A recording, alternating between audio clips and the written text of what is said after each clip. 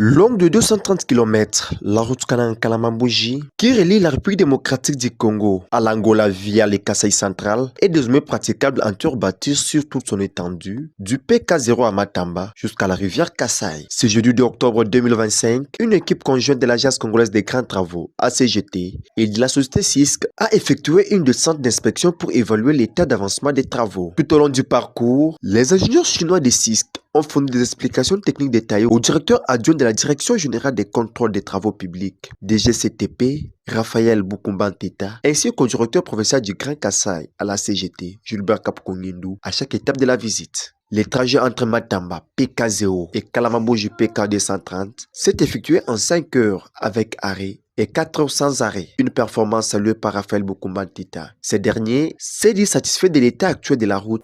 Nous avons visité et on a constaté que les résultats sont satisfaisants. On a roulé à une bonne vitesse de base et nous avons fait pratiquement 5 heures de route, mais avec des arrêts. Ce qui fait que sans arrêt, on pourrait faire 4 heures de route sur les 230 km. Donc les résultats sont bons et pour ça nous félicitons les entreprises qui ont travaillé ici.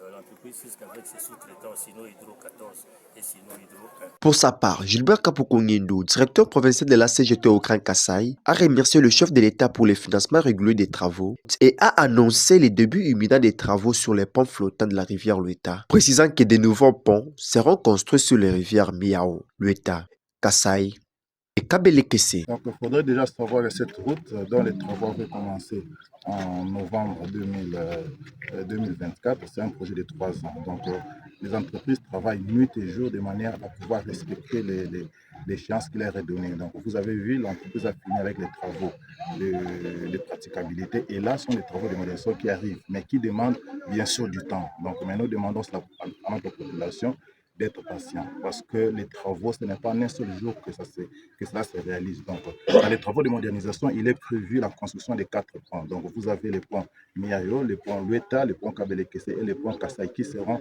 construits. Mais en attendant que ces nouveaux ponts soient construits dans le cadre des modernisations de la route, il est prévu que ces ponts soient renforcés. Donc, vous avez vu que là, nous sommes passés, les ponts Lueta présentent des risques. C'est comme ça qu'il est prévu que d'ici ce samedi, donc dans 2 jours, l'entreprise va déjà se mettre à travailler pour pouvoir assurer les trafics sur ces ponts. Alors nous pouvons aussi demander à la population, maintenant que la route est praticable, que l'on puisse respecter le tonnage. Si un pont est prévu de 30 tonnes, il faut respecter. C'est pour éviter les risques parce que l'ouvrage qui est construit, c'est un ouvrage qui nous appartient à tous. Alors nous devons faire un effort de pouvoir respecter les tonnages pour que les ponts ne puissent pas céder.